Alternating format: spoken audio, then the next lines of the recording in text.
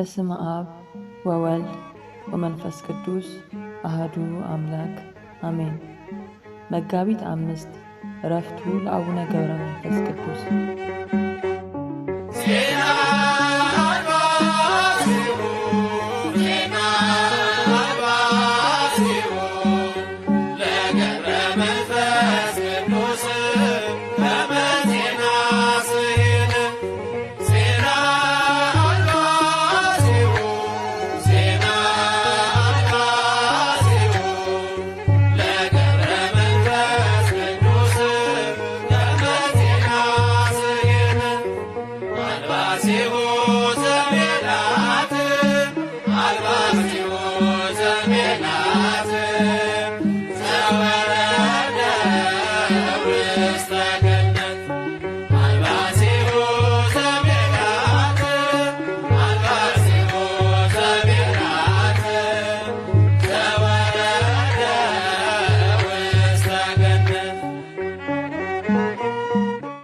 አባታችን አቡነ ገብረ መንፈስ ቅዱስ ሀገራቸው ንይሳ ግብጽ ነው።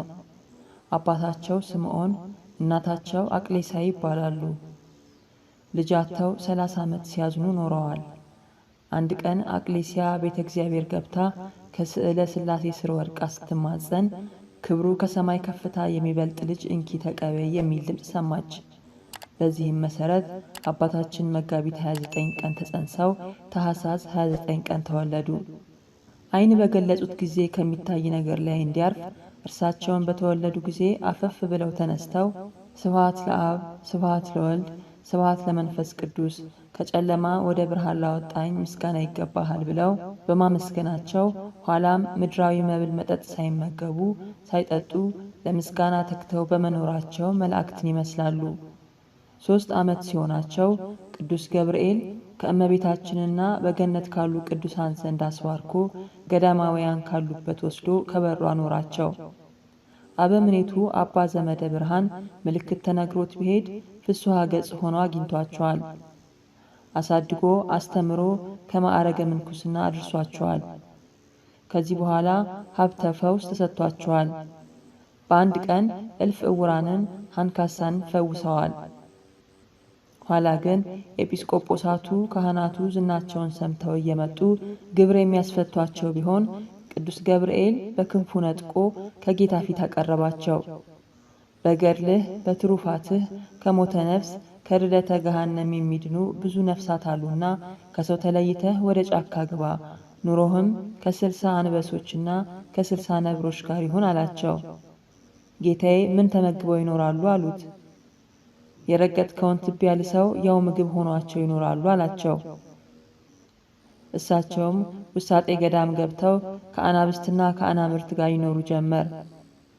ዳንኤል ከአናብስት ጉድጓድ በተጣለ ጊዜ አናብስቱ እንደ ድመት ከእግሩ በታች ሆነው እንደተገኙ የረገጡትን ትቢያ ይልሱ ይታዘዙላቸውም ነበር። በዚህ መልኩ 30 ዓመት ከቆዩ በኋላ ጌታ በአንድነት በሦስትነት ተገልጾ ምን ላድርግልህ ትሻለህ አላቸው።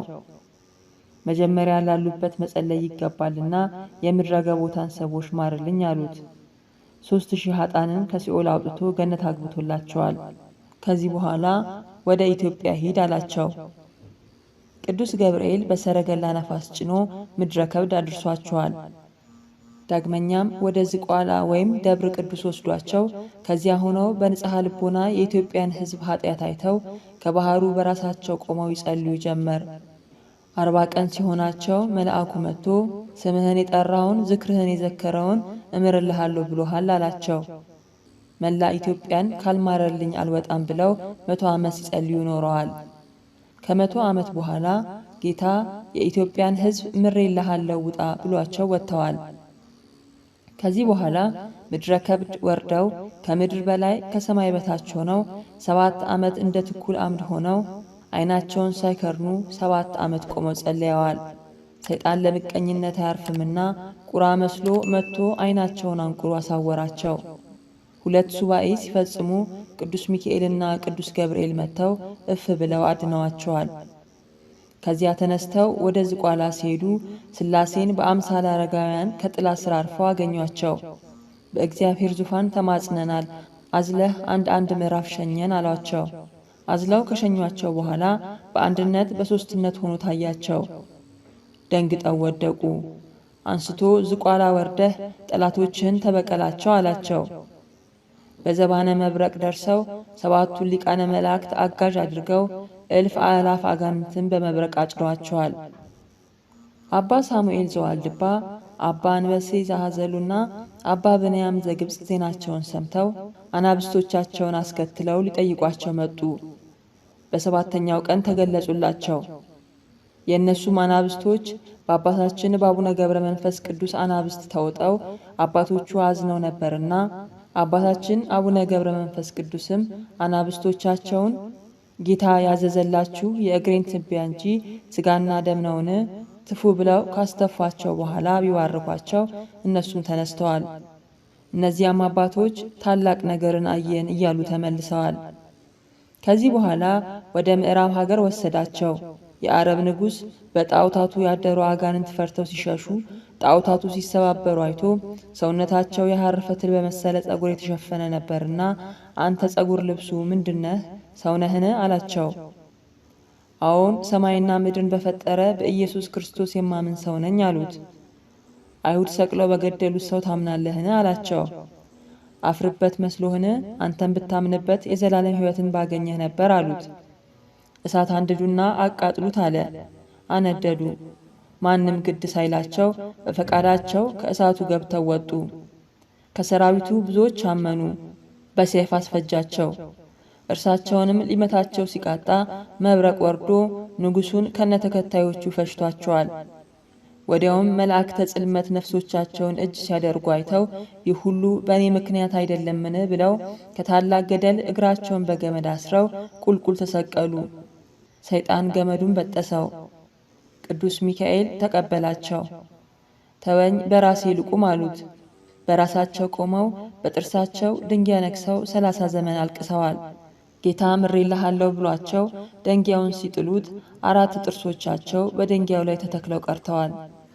በሌላ ጊዜ ሲመለሱ ጥርሶቻቸው በተተከሉበት ደንጊያ መዓዛው ደስ የሚያሰኝ የሽቱ እንጨት ደማቸው ከነጠበበትም ወይን በቅሎበት አግኝተዋል።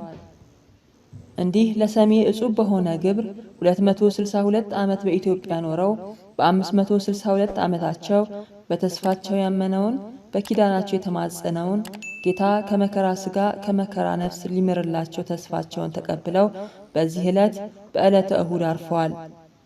መላእክት በአክናፈ እሳት ኢየሩሳሌም ወስደው በየማነ ምስዋ ቀብረዋቸዋል።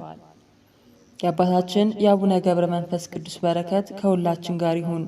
ወስብሐት ለእግዚአብሔር። ይቆየን።